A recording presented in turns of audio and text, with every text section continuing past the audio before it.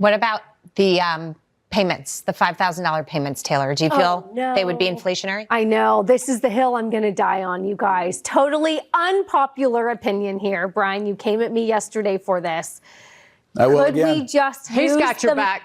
Anthony's got I your know. back. See, I want to see this play out. No, Actually. Anthony agrees with you. Go ahead. Okay. Why is So it unpopular? I feel more support. Well, I think many on the panel want to see it return to taxpayers. We paid in, we get it back.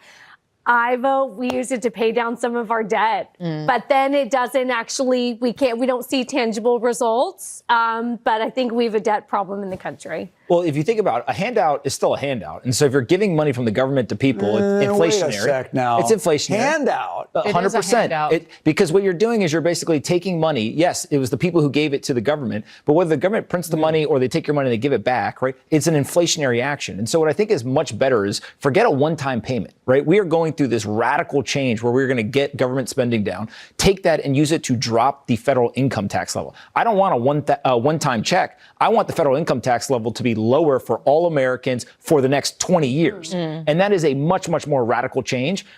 President Trump and his administration was sent to Washington, D.C. with a mandate. Use it. Go and actually create radical change. A $5,000 payment is like peanuts compared to what is possible here. And obviously, if you say to people, I'll give you $5,000, there's a line out the door of people who want the $5,000. But we're not trying to save 20%.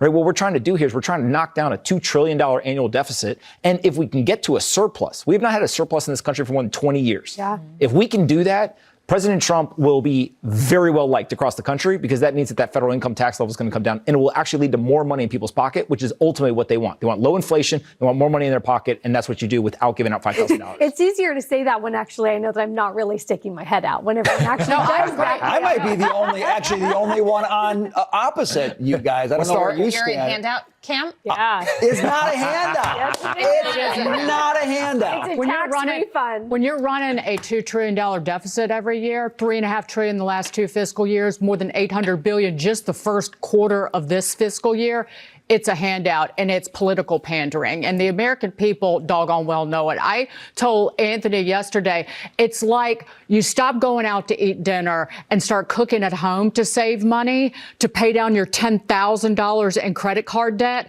And the wife wants to go buy a new pair of $1,000 shoes as a reward for herself because she's no longer going out to eat.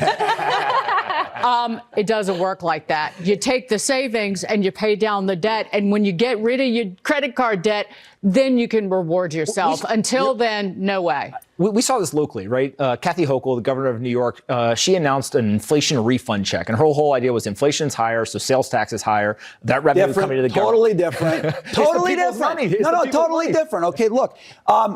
I've spent money. I've sent money to the federal government. They've wasted the heck out of it. All right. Now they're saying, we're going to stop wasting that money. We're going to take some of it and we're going to work on the debt. We're going to take some of it and get the budget deficit down. And we're going to take a little sliver and we're going to send it back to you because it is yours.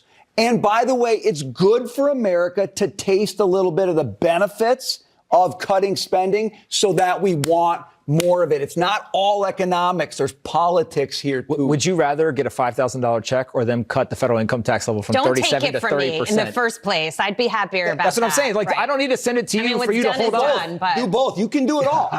you can do it. You can cut taxes. You can give a little bit of money back, and you can start paying down debt. There's no reason you can't do all of it. Regardless of these payments for a second, let's just shelve that. When we were talking about Chuck Schumer, you've got this opinion piece, Schumer's mystery appearances.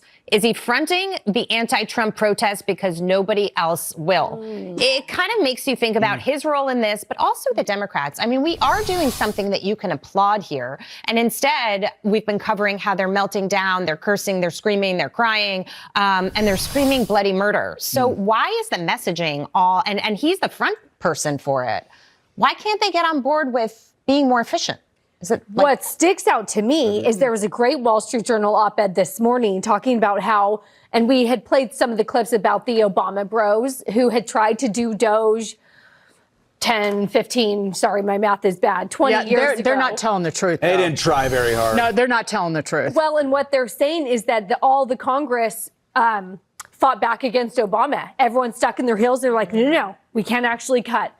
So this time you actually have Congress who's on board which makes it very different to 2012 when Obama tried to do it. So I think maybe to your point, Jackie, is this Schumer trying to go back to how things operated 15 years ago when everyone dug their heels in and said, no, we don't approve of cuts, when the narrative in the country has changed. Yeah. I think that's a point. A huge piece is in the business world. If you bring in an executive to run a company and they got to turn it around, and they show up and they ask everyone who's already there and they say, okay, what should we do? Most of those people, they're willing to give a little bit. They'll give out, 2%, 3% of their budget up. They'll say, okay, you could take a little bit. But that's not radical change. And so we have a $2 trillion annual deficit. You need somebody to go in there with a sledgehammer and smash all of this spending. So this is what's happening. They're doing the probationary layoffs first because they can just do an across-the-board cut. But then the performance-based layoffs will come next, where you go in and do major workforce reductions as well. And one thing, you know why you can't send checks to people? Because this Treasury, this United States of America is on a razor's edge right now in terms of our borrowing, and that it's going to go one way or another. And Scott Bessent and the entire Treasury and economic team are very well aware of that. You make one misstep, given the fact that 1/3 of the outstanding debt rolls in 3 years or less, you ought to be really frightened of what could happen to the United States in terms of just our interest expense. All I'm saying is give him till 2026. If he gives us $2 trillion in budget cuts, give a little bit back to the people who put that money in the first place. First, they were saying they couldn't get there, but now that they're slashing it so rapidly, I wonder. It'll be something definitely to watch.